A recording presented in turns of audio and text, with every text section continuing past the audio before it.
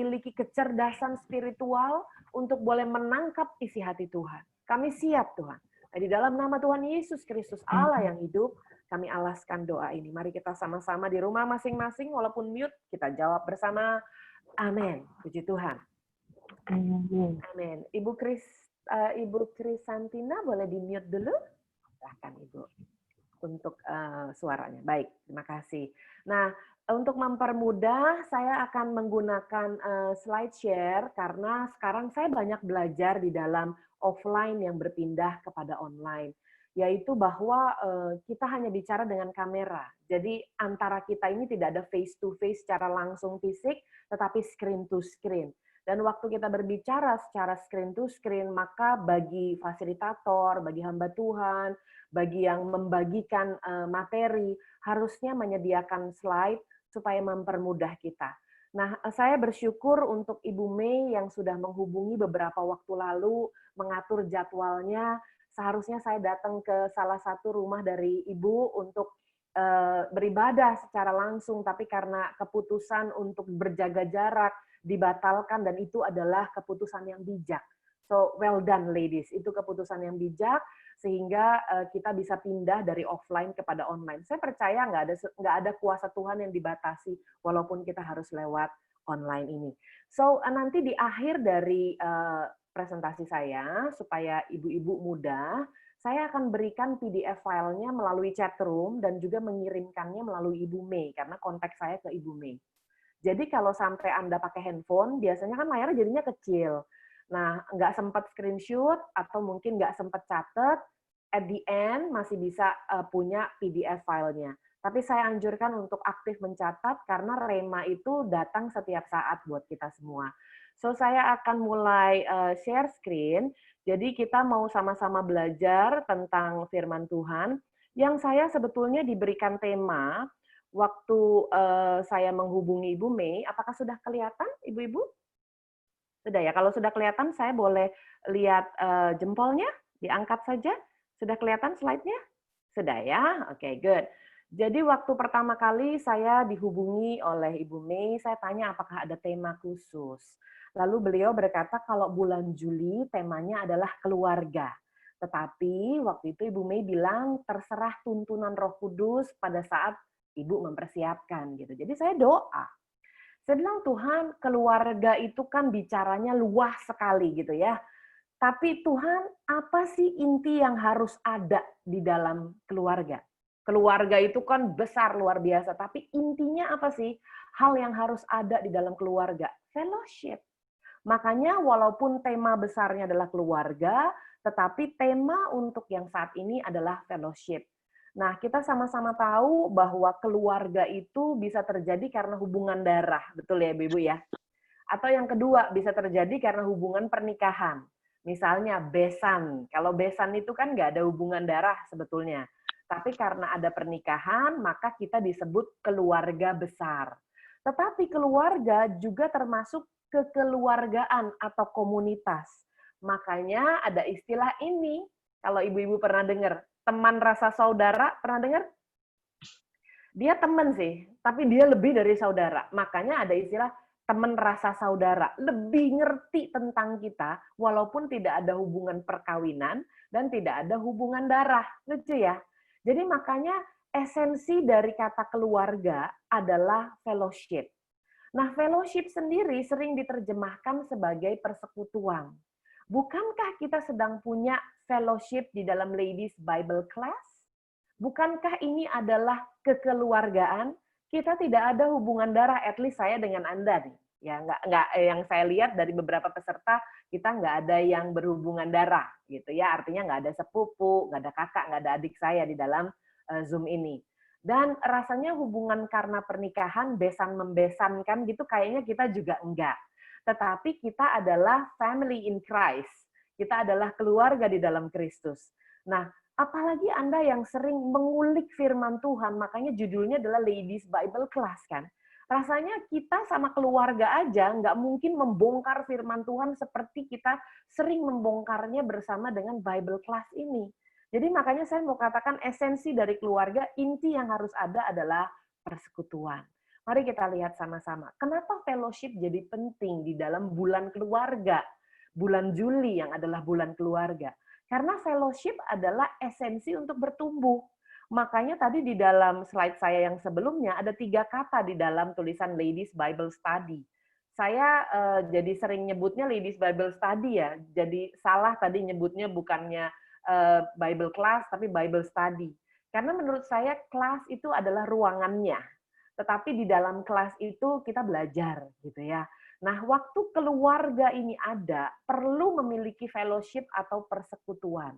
Karena di dalamnya ada connect. Yang pertama ya, di bawah tulisannya. Ada connect satu dengan yang lain, sama seperti kita sekarang lagi connect nih. Satu dengan yang lain, walaupun di rumah masing-masing, lalu kemudian hanya melalui screen to screen. But we are all connected. Yang kedua, discover. Kita menemukan hal-hal yang baru, yang disebut rema. Makanya tadi waktu Ibu Feby doa, Ibu Feby mengucapkan kalimat gini, Tuhan ajar kami, didik kami Tuhan, remamu yang baru Tuhan, sehingga kami dapat belajar lagi. So we discover together as a family in Christ. Lalu kemudian yang ketiga, kata kuncinya adalah grow. Jadi ya, kalau kita kumpul-kumpul ladies, kita nggak kumpul-kumpul buat arisan terus ngomongin orang. Nggak ada waktu kita untuk itu. Kita berkumpul untuk ladies Bible class dan kita bertumbuh dalam iman. Jadi nanti at the end yang dihitung adalah buahnya. Sudah berapa kali, sudah seberapa rutin kita ikut dalam Bible class, mana buahnya, kan gitu. Saya percaya kalau kita sering sekali online, sekarang dengan kelas Zoom atau ibadah online, dalam masa karantina yang sudah 4 bulan ini, nggak berasa, mestinya sih kita semakin serupa dengan gambar Kristus. Karena fellowship adalah esensi dari sebuah pertumbuhan. Jadi di dalam kekristenan kita tuh hidup kita harus naik dan tidak turun, itu namanya pertumbuhan. Harus jadi kepala dan bukan ekor, itu namanya pertumbuhan. Nah, di dalam pertumbuhan itu, esensi yang paling utama adalah persekutuan. Firman Tuhan dalam 1 Yohanes 1 ayat yang ke-7, saya sudah taruh di bawah, walaupun saya tidak dengar suara Anda karena di-mute, mari kita baca dengan lantang di rumah masing-masing, karena iman timbul dari pendengaran akan firman. 3, 2, 1. Tetapi jika kita hidup di dalam terang, sama seperti dia ada di dalam terang, maka kita beroleh, nah ini fellowship ya, persekutuan seorang dengan yang lain, dan darah Yesus anaknya itu menyucikan kita daripada segala dosa. Jadi gini, ladies, ibu-ibu, kita tuh kalau mau bertumbuh, kita punya support system. Kita nggak bisa tumbuh sendiri. Makanya ada firman Tuhan berkata pergaulan yang buruk merusak kebiasaan yang baik. Bisa sih kita tumbuh sendiri, tapi ups and downs waktu kita tumbuh. Pasti ada tekanan, pasti ada badai, pasti ada nggak sanggup, pasti ada nyerah. Nah, kita akan lebih kuat bertumbuh kalau kita punya komunitas, kalau kita punya support system, kalau Anda ada dalam Ladies Bible Class. At least, firman Tuhan katakan, kita tuh diingatkan, jadi punya persekutuan seorang dengan yang lain. Mengapa sih harus seorang dengan yang lain? Karena kalau kita benar-benar hidup nih di dalam nilai kerajaan Allah, kita kan hidupnya di dunia masih. Kita belum hidup di surga. Kita hidupnya masih di dunia, tapi menggunakan nilai kerajaan Allah. Kalau kita benar-benar hidup dalam nilai kerajaan Allah, saya percaya pasti melibatkan orang lain. Nggak ada tuh orang yang bertobat cinta Tuhan, terus kemudian dia cinta Tuhan sendirian. Nggak mungkin. Dia pasti akan mengajak orang lain. Makanya saya mau katakan orang yang benar-benar hidup dalam nilai kerajaan Allah pasti melibatkan orang lain karena kabar baik, Injil, itu tidak mungkin disimpan untuk diri sendiri.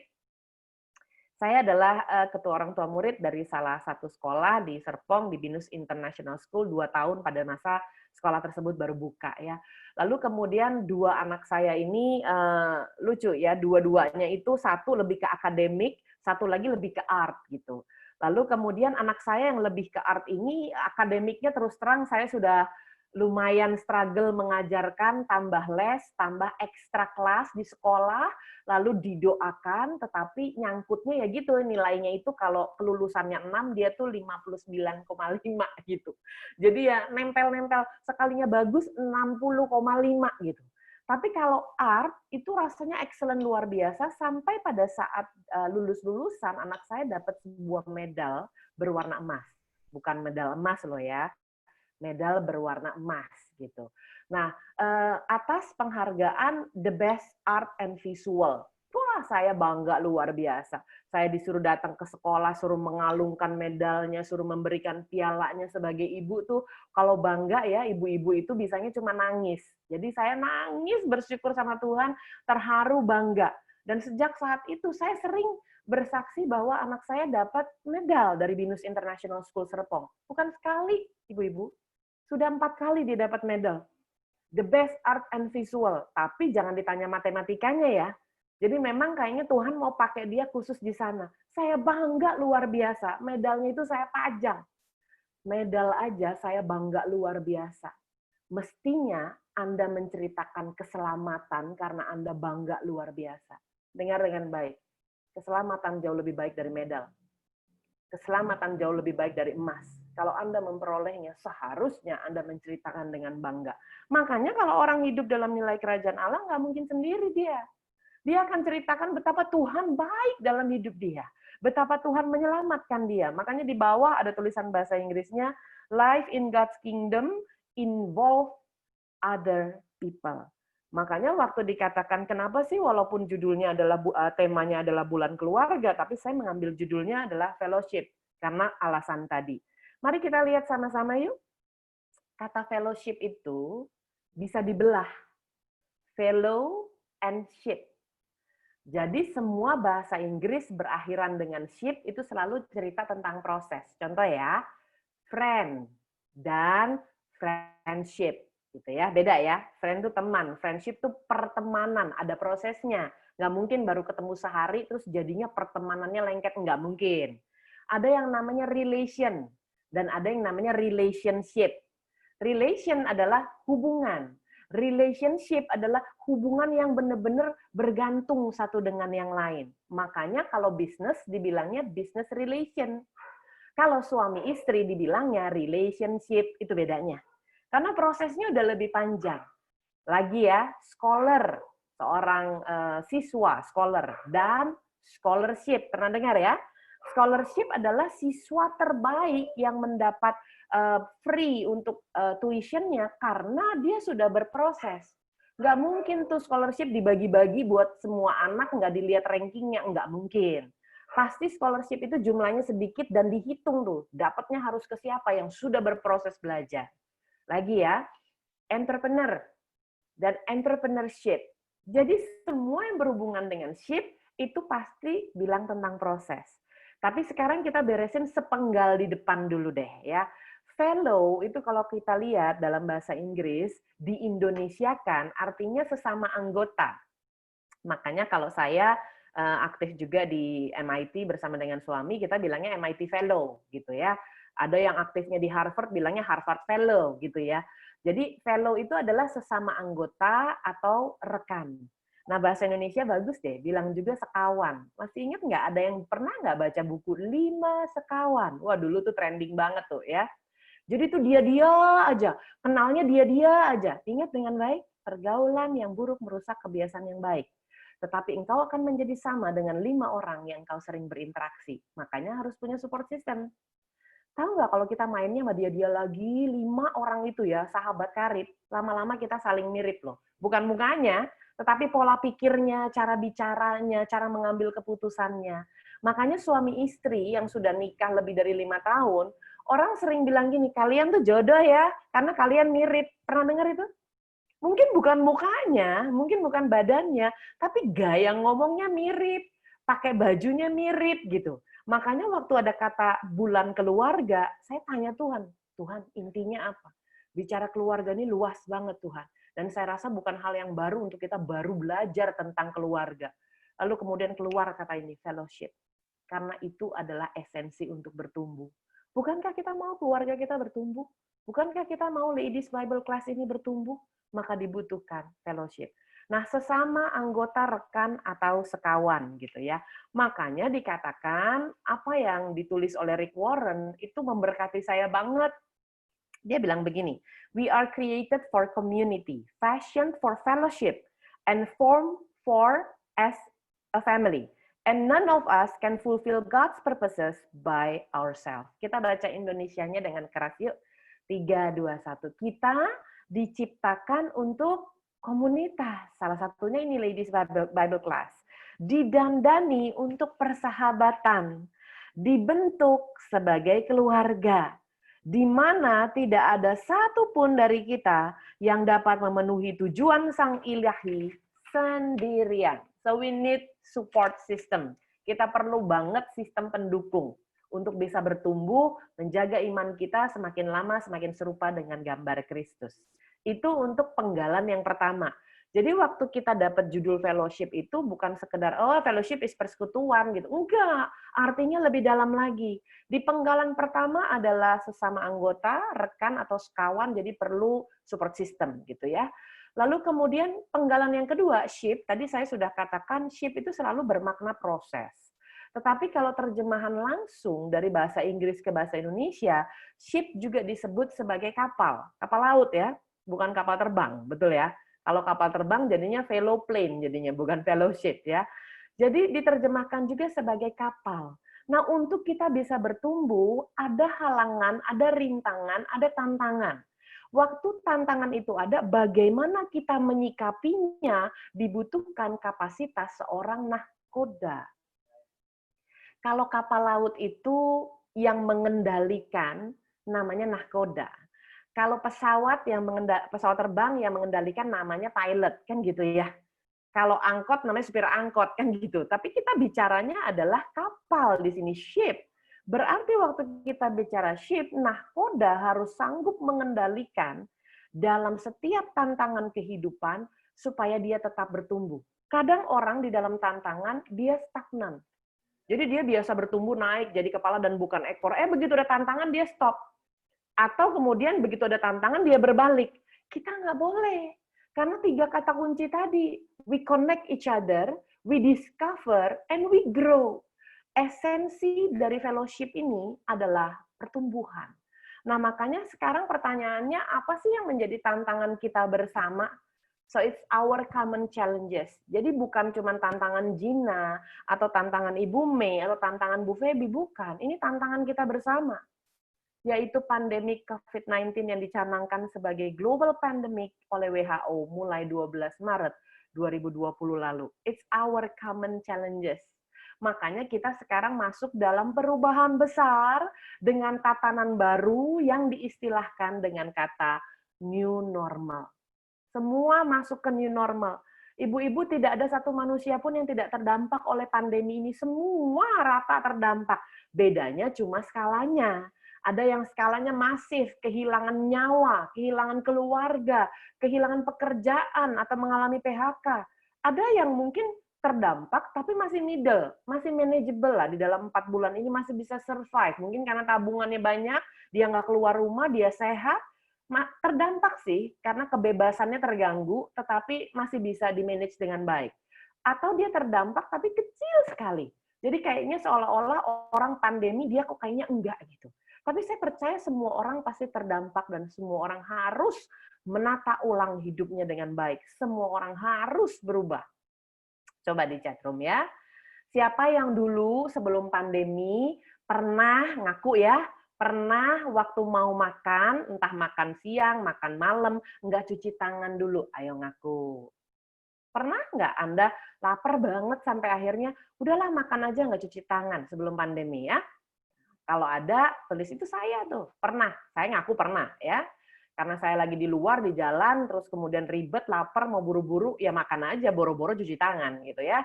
Tapi makannya pakai sendok gitu ya. Sekarang pertanyaan saya yang kedua, siapa yang setelah pandemi ini nggak jam makan aja, cuci tangan lebih dari 5 kali sehari? Itu artinya kita by force sudah berubah, betul? Makanya waktu dikatakan global pandemic, kalau 12 Maret ke sekarang tanggal 17 Juli itu udah 4 bulan loh.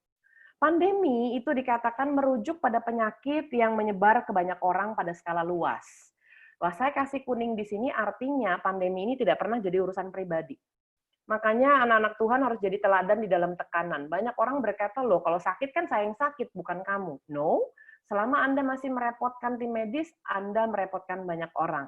Dan selama Anda belum tahu apakah Anda menularkan atau tidak, apakah Anda OTG atau tidak, maka Anda merepotkan banyak orang. Jadi COVID-19 ini tidak pernah berurusan dengan pribadi. COVID-19 ini adalah tanggung jawab kita bersama. Lalu kemudian dikatakan yang melintas batas internasional dan mempengaruhi sejumlah besar orang di waktu bersamaan. Makanya yang dicegah adalah kerumunan massa. Tapi anehnya GBK dengan alasan olahraga mau sehat kemarin penuh banget tuh. Aneh ya? Makanya saya mau katakan new normal di Indonesia dengan new normal di luar negeri itu beda arti. Indonesia tidak menggunakan sistem lockdown atau sistem semi-lockdown karena akan bertabrakan dengan undang-undang. Jadi Indonesia menggunakan satu terminologi baru yang disebut PSBB. Anda sudah tahu ya, PSBB di Indonesia rame diplesetinnya. Jadi akhirnya orang sampai bingung yang benar yang mana ya. Pembatasan sosial berskala besar. Nah, new normal di Indonesia adalah pelonggaran PSBB.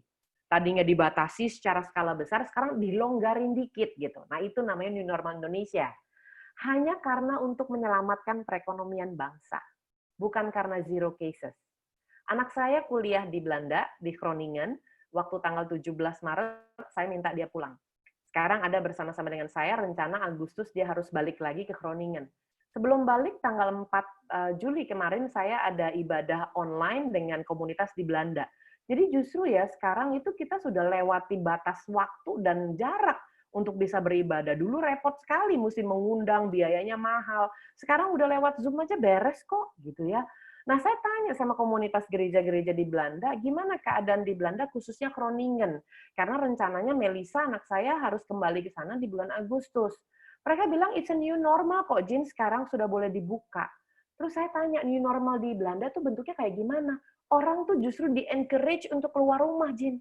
Ternyata orang tuh nggak mau keluar rumah sama sekali, padahal kita sudah zero cases. Hebat ya? Groningen itu 0 kasusnya. Saat 0, orang diminta untuk keluar rumah, nggak mau. Saya tanya, kenapa mereka nggak mau disuruh keluar rumah? Kan sudah zero cases. Karena sebelumnya, pada saat semi-lockdown itu dilakukan, orang berjarak antara kita dengan orang lain 1,5 meter, kalau dilanggar kena bute. Bute itu denda, 400 euro satu orang. Jadi kalau saya kedekatan nih sama Anda nih, semeter aja, kan mestinya 1,5 meter. Nggak sengaja gitu, semeter aja, saya kena denda, Anda kena denda. 2 orang kena denda. 400 euro, kalau dirupiahkan 7,5 juta. Jadi kalau kita berdekatan, rekening turun gitu loh. Ya.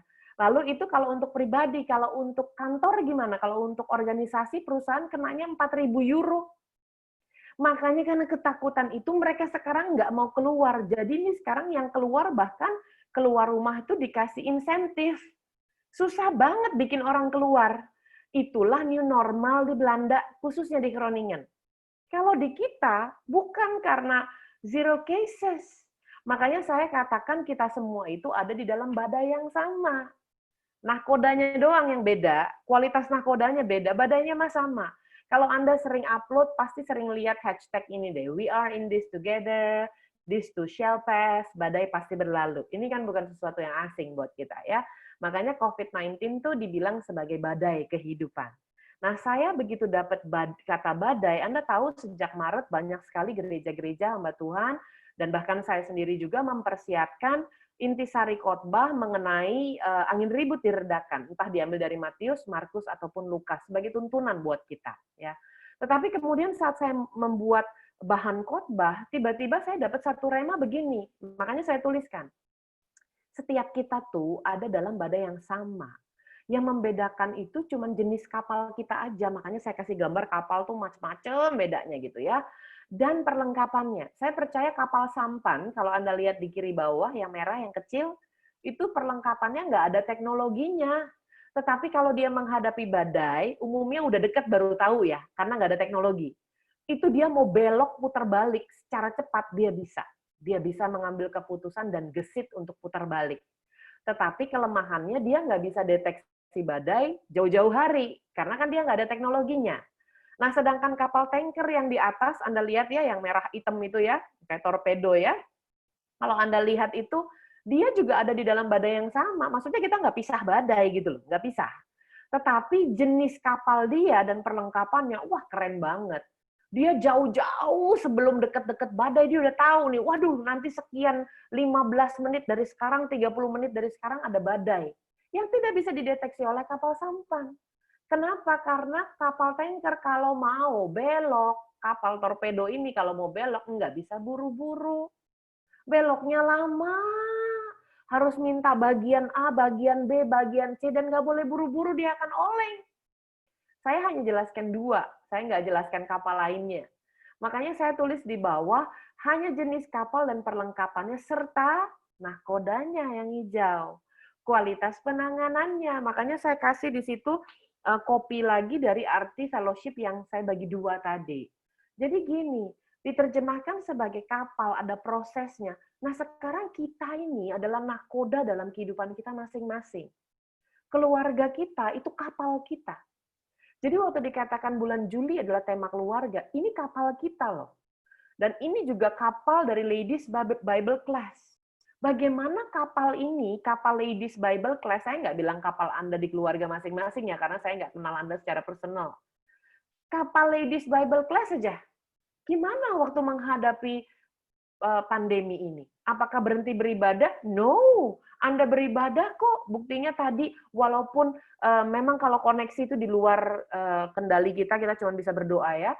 Karena semua traffic dari offline sekarang pindah ke online. Secepat apapun, sehebat apapun paket Anda, pasti akan lebih lambat daripada sebelumnya. Dan saya lihat tadi udah effortnya luar biasa. Ibu Elizabeth, saya lihat dengan Ibu Lydia ya. Ayo kita kasih aplaus dulu, luar biasa. Nggak gampang loh. Tahu nggak kenapa? Saya sehari bisa 4 Zoom. Bisa 3 Zoom untuk ibadah. Sometimes ibadah wanita lebih banyak daripada ibadah umum. Setahu saya, worship leader dan song leadernya dan juga musik itu jadi satu tempat, jadi satu Zoom. Supaya nggak ada delay. Tapi Anda sudah lakukan extra mile. Saya percaya Ibu Lydia nggak bareng sama Bu Elizabeth rumahnya tadi, betul? Tapi walaupun koneksinya gimana, Anda berusaha memberi yang terbaik. Dan saya masuk dalam hadirat Tuhan. Apalagi waktu tadi Ibu Lydia nyanyi, I just want to praise you. Aduh, ini air mata udah gimana nih, tisu di mana-mana. Udah luar biasa kita bisa menikmati hadirat Tuhan tanpa band yang heboh, tanpa screen yang luar biasa, tanpa lighting. Kita sudah bisa menikmati Tuhan. Kenapa? Karena Tuhan ada di hati kita. Tuhan tidak ada di gedung. Tuhan ada di hati kita. Nah, sekarang gimana kualitas penanganannya? Family. Kita di sini adalah keluarga di dalam Kristus. Family Anda, bagaimana family Anda menanganinya? Saya mau sharing ya. Saya tuh adalah presiden director dari sebuah company namanya Sola Associates. Atas anugerah Tuhan saya mengelolanya, tapi perusahaan ini milik Tuhan, itu yang selalu saya katakan. Nah, saya memberikan training di bank, di financial institution, jadi klien-klien saya ini semua membatalkan dan menunda sampai dengan Desember. Otomatis pemasukan bagi perusahaan itu zero. Nah, waktu zero pasti ada kebingungan karena tetap pegawai nggak bisa. Pegawai tetap harus digaji kan gitu ya. Dan kalaupun ada penyesuaian, justru di saat-saat ini kita harus menunjukkan bahwa kita memberi lebih kan gitu. Kalau bisa jangan ada PHK, itu yang saya jaga banget jangan sampai menyusahkan kan gitu. Nah, sekarang dengan keadaan masuk nggak ada, keluar terus kan repot. Lalu banyak orang bilang, tapi kan sekarang kerja dari rumah lebih murah. No. Kerja dari rumah itu tidak lebih murah. Anda harus bangun sistem. Ini semua udah ada TV di sini dan lain-lain, harus bangun sistemnya untuk online class. Nggak bisa semudah itu. Kedua, biayanya jadi lebih besar. Ada biaya listrik, ada biaya data, betul ya? Wi-Fi-nya harus kencang, ditambahin lagi. Belum biaya kulkas yang bolak-balik dibuka tutup, betul? Ibu-ibu kita tahu ya, anak-anak sekolah dari rumah, makannya bisa 6 kali, betul ya? Nah, oleh sebab itu kita lihat biayanya naik. Tetapi bagaimana kualitas penanganan kita, gitu ya? Kalau kualitas penanganan kita baik, saya percaya kita bisa menghadapi badai ini. Sampai sini kita dapat pahami ya. Sambil minta tolong Bu Abigail, boleh tolong di-mute? Silahkan Bu Abigail. Nah, kemudian kita lihat, kalau dari jenis-jenis kapal yang begitu banyak berbeda ya, kalau Anda lihat, kapal yang berbeda, ada satu kapal yang aneh di sana. Di kanan bawah sebelah tulisan fellowship. Ya. Kapalnya adalah banana boat, betul? Dan banana boat adalah kapal yang tidak dipakai di badai. Banana boat adalah kapal yang dipakai pada saat vakansi. Nah, makanya mukanya ketawa semua di situ. Aneh rasanya kalau ada banana boat di dalam badai. Tapi itulah yang terjadi pada saat sekolah diliburkan, kantor diliburkan, ibadah diliburkan, kata diliburkan, orang Indonesia berpikir bahwa itu liburan.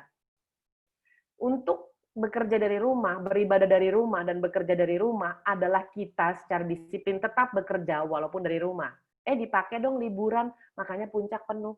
Aneh ya, di tengah badai COVID ini, kuliner di Bogor padat merayap.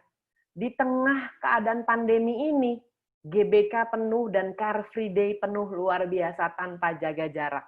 Itu kalau kena bute 400 euro, sudah kaya negara ini. Makanya saya mau katakan zero cases. No. Banyak orang berkata, Bu Gina, mari kita berdoa jangan sampai second wave coming.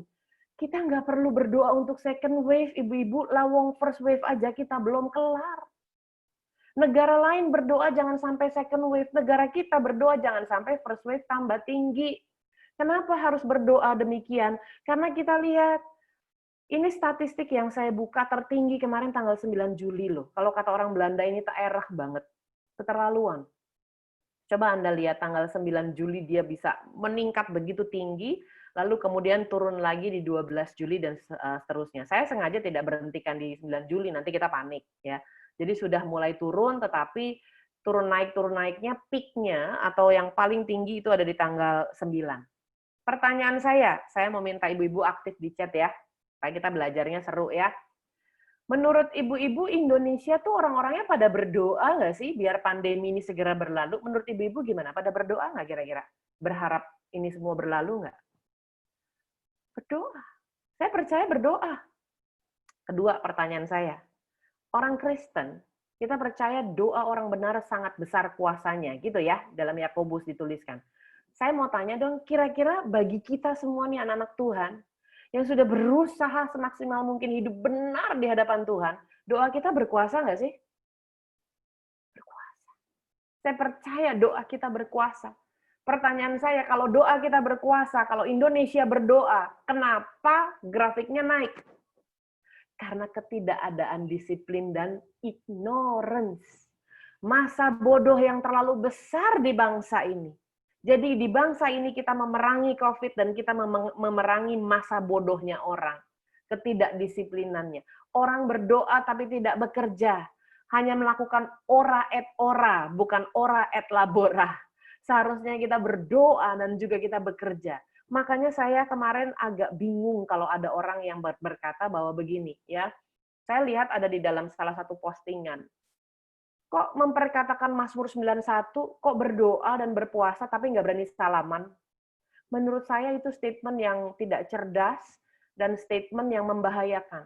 Justru karena kita berdoa dan berpuasa serta memperkatakan Mazmur 91, kita bertanggung jawab bersama-sama untuk tidak salaman, bukan karena kita tidak punya iman. Jadi iman kita tidak ditentukan oleh salaman. Dan banyak orang berkata, katanya sudah berdoa, tapi kok nggak berani cipika-cipiki? Cipika-cipiki tidak menentukan iman kita. Tetapi kita bertanggung jawab karena kata submission atau penundukan diri. Anda dikatakan punya penundukan diri kepada Tuhan, tunjukin dulu Anda punya penundukan diri kepada peraturan yang berlaku. Nah, makanya secara diam-diam Indonesia tuh udah masuk dalam top 10 Asia loh. Saya waktu dapat data ini dari Pandemic Talks ya.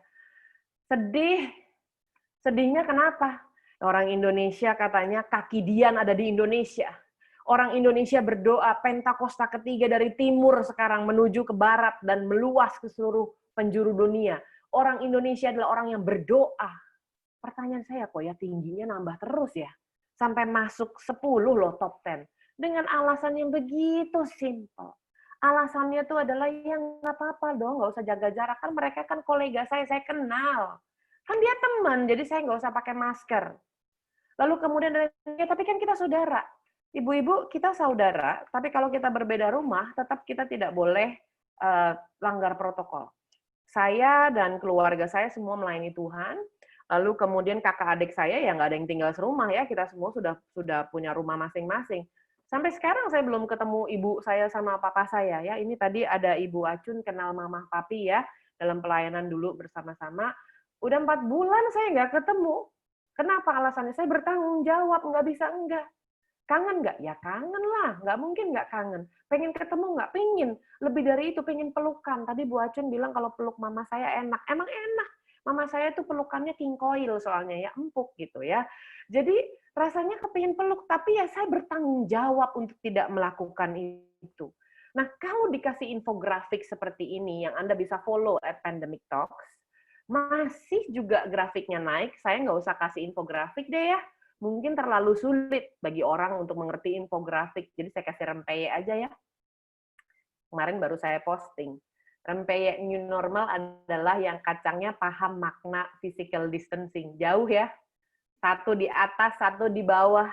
Jadi manusia yang diberi akal sehat pasti bisa lebih baik dari kacang dong. Langsung pada saat saya posting ini, teman-teman langsung share semua, iya benar juga. Terus saya bilang gini, nah yang kemarin waktu dikasih infografik nggak paham, dikasih rempeyek baru paham, gitu ya. Makanya untuk kita sekarang, ora et labora, berdoa dan bekerja. Apalagi kita ada dalam Ladies Bible Class. Kelas itu saya kasih di atas, dalam kurung berwarna kuning, di dalam kelas kita belajar. Karena kita masih ada di dalam sekolah kehidupan. Selama kita bernafas, selama bumi berputar, diizinin Tuhan masih nafas, belum dipanggil Tuhan, berarti kita masih sekolah. Namanya sekolah kehidupan. Makanya ada satu kata bijak berkata, never stop learning because life never stop teaching. Jangan pernah berhenti belajar. Karena dalam kehidupan itu nggak pernah berhenti untuk mengajarkan kepada kita. Banyak hal yang kita belajar termasuk dari kesalahan. You know what? Mistakes is another knowledge. Kesalahan adalah ilmu yang baru untuk kita tidak mengulanginya. Alkitabiah nggak? Alkitabiah. Karena keledai aja seharusnya tidak jatuh di lubang yang sama. Gitu kata firman Tuhan. Makanya waktu dikatakan kita sudah sekolah, harusnya sih kita naik kelas ya. Logikanya kan gitu. Ibu-ibu kalau nyekolahin anak mau nggak dia tetap di kelasnya sampai Maranatha gitu? Nggak mau ya? Pinginnya udah disekolahin ini anak naik kelas dong. Kita juga dalam sekolah kehidupan harusnya hidup kita naik kelas. Nah, gimana caranya naik kelas? Cuma ada satu jalan. Anda dan saya harus masuk dalam ujian. Maaf ya, jangan berharap naik kelas kalau Anda skip ujian. Gimana cara memastikan bahwa pembelajaran telah terserap dengan baik? Ya, exam, nggak ada jalan lain. Ulangan 28, 13, sampai 14. Kita naik dan tidak turun jadi kepala dan bukan ekor. Makanya saya tulis di bawah, kalau mau naik kelas, jangan takut ujian. Takutlah kalau nggak belajar. Kalau nggak belajar firman Tuhan, itu mengerikan. Sehingga kita nggak bisa naik dalam iman percaya kita. Makanya, untuk kita, jangan di-skip ujiannya. Kita lagi ujian massal ini. Nama ujiannya adalah pandemic COVID-19. Ujian massal kita. Supaya kita naik kelas. Menjadi orang yang lebih baik, bukan menjadi orang yang lebih pahit. Jangan sampai gara-gara pandemi, mestinya Anda lebih baik, naik kelas, malah lebih pahit. Mestinya Anda melihat kemuliaan dan pertolongan Tuhan, malah Anda melihat Tuhan tidak menolong sama sekali. Makanya saya mau katakan, exam menentukan apakah dia naik kelas atau dia tetap tinggal di dalam kelas yang sama. Bangsa Israel tuh butuh 40 tahun loh, masuk dari Mesir menuju Kanaan. Coba bayangin, terus dia, puter terus dia, sampai 40 tahun. Saya percaya kita kalau sekolah, nggak mau tuh jadinya sekolah di dalam level yang selama 40 tahun. Sekarang saya mau chat secara aktif ya, ibu-ibu boleh di chat. Kalau di dalam masa sekolah itu ada 3 bagian, 3 fase. Fase yang pertama adalah fase belajar, itu ya. Fase yang kedua adalah fase ujian. Fase yang ketiga adalah fase liburan. Gitu doang sih memang fasenya kalau sekolah. Ada belajarnya, ada ujiannya, lalu kemudian ada juga liburannya. Agak merah. Yang saya mau tanya kepada ibu-ibu, saya mute dulu beberapa ya, maaf. Yang saya mau tanya kepada ibu-ibu, dari 3 fase tersebut yang paling lama yang mana? Fase belajarkah? Fase ujiankah? Atau fase liburan? Yang paling lama? Yang paling lama Yang paling lama adalah fase belajar, betul? Sekarang yang kedua, dari 3 fase tersebut, fase mana sih yang menurut Anda fase yang paling cepat, paling singkat di antara 3 itu? Adalah fase ujian. Jadi segala sesuatu yang terjadi di dunia sifatnya sementara, Ibu-ibu. COVID-19 terjadinya di dunia, maka dia sifatnya sementara. Jadi jangan pernah berpikir bahwa wah ini tuh nanti nggak ada solusinya. Ada. Badai pasti berlalu. Nah dengan demikian kita tahu, Bu Swani boleh tolong di-mute. Nah sekarang kita tahu bahwa kehidupan kita harusnya tetap naik dan tidak turun, jadi kepala dan bukan ekor. Makanya saya kasih Anda tips saja ya, Ibu-ibu ya, supaya kita Bible study-nya, Bible class-nya tuh jadinya lebih mudah ya. Ada 3P. Anda dan saya harus jalani progres. Harus ada kemajuan dalam kehidupan kita karena kita menggenapi ulangan 28, 13, 14 tadi. Lalu kemudian dalam kita menjalani progres, tolong cintai proses. Setiap kita hidup pasti diproses. Masih nafas, masih diproses sama Tuhan. Pilihannya cuma 2. Anda mau mempermudah proses atau Anda mempersulit proses. Udah itu aja. Anda kalau diproses Tuhan mau mempermudah bekerja sama dengan Tuhan, karena kita tahu segala sesuatu yang terjadi dalam kehidupan kita mendatangkan kebaikan. Atau waktu Anda diproses Tuhan, Anda berontak. Anda mempersulit prosesnya, Anda ulang lagi, lagi, nggak naik kelas lagi. Dan pada saat diproses, tolong jauhi protes. Jadi 3P ini yang harus kita lakukan pada saat kita menghadapi pandemi. Yang saya tahu saat ujian banyak tulisan papan ini di mana-mana, betul? Ya, di sekolah-sekolah kalau lagi ujian, di depannya gini, harap tenang, sedang ada ujian. Sama, di dalam hidup juga gitu, harap tenang, sedang ada pandemi, kan gitu, ya. Mari kita baca yuk Yesaya 30 ayat 15, 3, 2, 1. Sebab beginilah firman Tuhan Allah yang Maha Kudus Allah Israel. Dengan bertobat dan tinggal diam, kamu akan diselamatkan. Dalam tinggal tenang dan percaya terletak kekuatanmu. Tetapi kamu enggan, katanya. Kita tuh nggak mau tenang, kita tuh maunya gerasa-gerusu, kita tuh maunya ngatur Tuhan. Kita tuh maunya seperti yang kita mau, bukan seperti yang Tuhan mau. Makanya saya katakan kalau kita hanya berfokus pada gelap, pada pandemi ini, hidup kita tuh akan terasa pengap banget loh. Anda lihatnya adalah berita-berita tentang pandemi, terus lama-lama Anda sesak nafas. Tetapi kalau kita berfokus pada terang, kita tahu badai pasti berlalu, kita baca firman Tuhan, kita berfellowship bersama-sama, itu dapat menuntun kita kepada jalan keluar, asalkan kita tetap tenang. Makanya orang Kristen nggak boleh mengeluh karena pandemi. Sorry, saya harus ngomong ini. Saya tahu ini keras. Jangan ngeluh karena ujian. Jangan ngeluh karena pandemi, jangan ngeluh karena keadaan. Tapi Anda silahkan mengeluh tentang dosa dan bertobatlah, karena itu biblical. Kalau kita katakan, saya ikut dalam Ladies Bible Class, you should know about this. Nggak boleh ngeluh.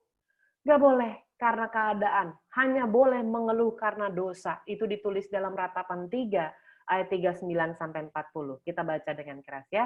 Mengapa orang hidup mengeluh? Biarlah setiap orang mengeluh tentang dosanya. Disuruh apa kita? Marilah kita menyelidiki dan memeriksa hidup kita. Dan berpaling kepada Tuhan. Jadi dalam hidup ini, walaupun ada tekanan, kita harus jadi teladan di dalam tekanan tersebut. Why? Because we have God and God is in control. Percaya bahwa Tuhan punya pertolongan buat kita. Tepat waktu, nggak pernah kecepatan, nggak pernah kelambatan. Kairos Tuhan itu selalu tepat waktu. Bagian Anda dan saya adalah mempersiapkan diri karena kesudahan segala sesuatu sudah dekat. Firman Tuhan 1 Petrus 4 ayat 7 berkata, karena itu kuasailah dirimu dan jadilah tenang. Kenapa sih harus tenang? Supaya bisa berdoa. Bagaimana kita bisa berdoa? Bagaimana kita bisa lihat grafiknya turun kalau kita nggak tenang? Makanya perlu untuk kita punya ketenangan yang dari Tuhan ini. Gimana cara tenangnya? Nomor 1, bangun tidur langsung baca firman Tuhan. Dia yang akan memberikan jalan keluar kepada hidup kita. Dia yang akan memberikan keputusan-keputusan di dalam kehidupan kita. So pertanyaan saya simple sih. Hari ini ya, siang ini ya. Selama Anda hidup, apakah Anda sering mengalami 3 hal ini? Kalau iya, dijawab yes ya, di chat. Kalau enggak, dijawab no, di chat. Kan pertanyaannya 3. Jadi kalau jawabannya 3-3-nya yes, ya diketiknya yes, yes, yes. Kalau 1 aja yang yes, ya diketiknya yes, no, no. Gitu ya. Tergantung pertanyaannya ya, silakan. Nah, selama Anda hidup, apakah Anda sering mengalami ini yang pertama? Pernah nggak ditolong Tuhan? Saya udah nggak sanggup nih. Tapi kemudian di satu ketika Tuhan tolong Anda jadi sanggup. Berarti Anda ditolong Tuhan. Pernah nggak Anda mepet banget? Udah deadline, kayaknya udah nggak sanggup. Persis di deadline itu Anda ditolong Tuhan. Kalau iya berarti yes yang pertama. Yang kedua, pernah nggak Anda diangkat Tuhan? Maksudnya Anda ada di posisi yang sebetulnya orang lain yang lebih cerdas, lebih hebat, lebih kaya, lebih cantik, lebih luar biasa dari Anda, harusnya ada di sana. Tetapi karena perkenanan Tuhan, Anda diizinkan menempati posisi tersebut. Berarti Anda diangkat Tuhan. Kalau pernah, berarti jawaban pertama yes, jawaban kedua yes.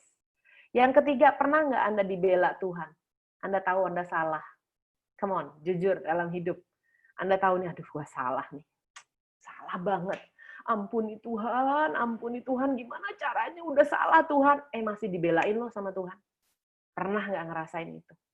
Kalau tiga-tiganya jawabannya yes, yes, yes selama Anda hidup nih, maka ayat ini buat Anda. Mazmur 116 ayat yang ke-7 buat Anda. Kita baca ya, kembalilah tenang, hai jiwaku, sebab Tuhan telah berbuat baik kepadamu. Makanya anak-anak Tuhan, khususnya Ladies Bible Class di tempat ini, cara ngelihat masa hidup kita itu adalah Anda dan saya memakai pakaian kekuatan dan kemuliaan. Kita nih, para wanita, harusnya tertawa tentang hari depan. Jangan pernah berpikir, aduh habis deh nih ya, habis pandemi ini gimana, hancurlah hidup saya. Itu bukan Ladies Bible Class. Tapi kalau Ladies Bible Class, mestinya pakaiannya adalah kekuatan dan kemuliaan. Dia tertawa tentang hari depan. Kenapa bisa tertawa tentang hari depan? Karena Yeremia 29 ayat 11, hari depannya tuh dijamin sama Tuhan. Pertanyaannya, baca Alkitab nggak? Kalau baca Alkitab, saya jamin tenang. Saya jamin tenang, karena Anda pegang janji ini. Dikatakan demikian, 3, 2, 1. Sebab aku ini mengetahui rancangan-rancangan apa yang ada padaku mengenai kamu. Jadi rancangannya punya Tuhan ya, bukan punya kita. Karena rancangan-rancangan apa yang ada padaku besar, mengenai kamu kecil. Jadi yang bikin rancangan Tuhan, kita yang menjalankan. Anehnya, kita yang bikin rancangan, kita paksa Tuhan menjalankan rancangan kita. Makanya jadinya seperti kecelakaan. Terus nyalain Tuhan, kenapa ini terjadi? Kata Tuhan, siapa yang bikin planning? Mestinya aku yang bikin planning, rancangan. Kamu yang menjalankan, jangan dibolak-balik. Makanya demikianlah firman Tuhan, yaitu rancangan damai sejahtera. Ini yang Tuhan kasih, yang merah warnanya ya. Dan bukan rancangan kecelakaan. Kecuali Anda yang buat. Kalau Tuhan yang buat, itu bukan rancangan kecelakaan. Untuk memberikan kepadamu hari depan yang penuh harapan. Makanya ia tertawa tentang masa depan. Ladies, ini ayat itu jelas-jelas dalam bahasa Inggrisnya she, not he. She is clothed with strength and dignity and left without fear for the future. She, not he. Jadi kita, para wanita Allah, seharusnya kita bersyukur dan tertawa tentang masa depan. Karena kita pegang janji ini. Karena kita tidak buat rancangan sendiri. Lalu kemudian kita paksain Tuhan untuk mengerjakan rancangan kita. No, kita berserah kepada rancangan Tuhan karena pasti damai sejahtera. Pasti hari depan penuh dengan harapan untuk masuk dalam new normal. Makanya orang masih panik tentang new normal. Saya juga bingung sih. Memang tidak ada satu orang pun yang siap. Tapi kalau Tuhan izinkan terjadi dan kita masih nafas di dalamnya, bersyukurlah. Kisah hidupmu dan kisah hidupku jadi bagus. Nanti kalau kita udah jadi oma-oma semuanya ya, cucu-cucu pada bingung, oma kenapa sih oma demen banget di luar rumah? Karena oma pernah merasakan yang namanya karantina secara massal, gitu ya. Jadi kata new itu saya bikin singkatan, new adalah not turning back is the key to emerge the better way forward. Tidak lagi nengok ke belakang adalah kunci untuk memunculkan jalan di depan yang lebih baik. Jangan nengok-nengok ke belakang, kita tidak bisa mengembalikan masa lalu. Sehebat apapun Anda berdoa, sehebat apapun Anda berpuasa, kita tidak bisa mengembalikan masa lalu. Tapi kita bisa berharap masa depan itu lebih baik. Jadi saya tutup di sini ya, supaya kita paham. New normal untuk tujuan menyelamatkan bangsa dari krisis ekonomi adalah normal untuk Indonesia. Yang nggak normal adalah kumpul-kumpul doang, tetapi tidak melakukan apa-apa demi meningkatkan perekonomian bangsa. Jadi tolong jangan salah. New normal di Indonesia bukan karena zero cases. Masih tinggi, tambah naik. Anda lihat masuk 10 besar tadi. New normal di Indonesia hanya karena menyelamatkan ekonomi bangsa. Karena dari krisis kesehatan, jadi krisis ekonomi. Kalau krisis ekonomi tidak diselamatkan, akan jadi krisis sosial. Kalau krisis sosial tidak diselamatkan, akan jadi krisis pangan, Ibu-ibu. Kalau krisis pangan, akan jadi krisis ketahanan. Kalau krisis ketahanan nggak disikapi dengan baik, akan jadi krisis kepercayaan dan keyakinan. Nanti lama-lama orang udah nggak percaya ada Tuhan apa enggak. Makanya intervensi langsung dimasukkan dengan pelonggaran PSBB untuk Indonesia. Justru pada saat kita terus-menerus membandingkan dengan keadaan sebelumnya dan berharap dengan istilah back to normal, artinya kita terjebak dalam masa lalu, dan itu adalah old normal. Pernah dengar ya, tanpa kita sadari, kita sering ngomong begini, aduh, saya berharap banget keadaan kembali seperti semula. Kembali seperti semula tidak akan pernah terjadi. Nggak bisa balik ke masa lalu, tetapi di bawahnya saya tulis, namun jika kita berharap keadaan jadi lebih baik, better, not bitter, lebih baik bukan lebih pahit, dari saat ini, maka itu disebut better normal. Dengan demikian kita tahu bahwa dalam hidup kita punya satu kekuatan kalau kita melakukan yang namanya persekutuan atau fellowship. Kita tahu fellowship adalah esensi untuk kita bisa bertumbuh di dalam Tuhan. Saya sudah jelaskan kalau kita benar-benar hidup dalam nilai kerajaan Allah, pasti kita melibatkan orang lain. Ada yang namanya keluarga darah, keluarga pernikahan, dan kekeluargaan. Teman, rasa saudara. Saya berdoa dengan pembelajaran kita hari ini, kita dikuatkan, dan selama masa pandemi ini, kita tidak lagi mudah mengeluh karena pandemi, tapi kita mengeluh karena dosa kita, dan kita berbalik kepada Tuhan. Tuhan Yesus memberkati, mari kita tundukkan kepala, kita berdoa. Bapa dalam surga, hamba selesai. Terima kasih Tuhan buat firman-Mu, buat tuntunan-Mu dalam pembelajaran. Ibu-ibu yang luar biasa menyempatkan waktu untuk membuka kembali firman Tuhan, untuk Ladies Bible Class ini. Tuhan, aku berdoa, teruslah Tuhan bersama-sama dengan setiap pengurus dan juga jemaat yang ada di tempat ini. Biarlah Tuhan juga menolong kehidupan mereka, mengangkat mereka, menolong, membela mereka Tuhan. Terima kasih, berikan ketenangan yang luar biasa Tuhan. Di dalam masa yang penuh dengan kegelapan dan kepengapan ini, biarlah Tuhan justru kami anak-anak Tuhan jadi teladan di dalam tekanan. Terima kasih, dalam nama Tuhan Yesus Kristus Allah yang hidup, kami alaskan doa ini. Mari kita yang percaya katakan sama-sama, amin. Saya kembalikan kepada host, siapa Ibu Mei atau Ibu Feby? Saya kembalikan. Ibu Silakan. Feby. Ibu Feby. Eva aja. Eva jadi host aja ya. Oke, Ibu. Eva aja.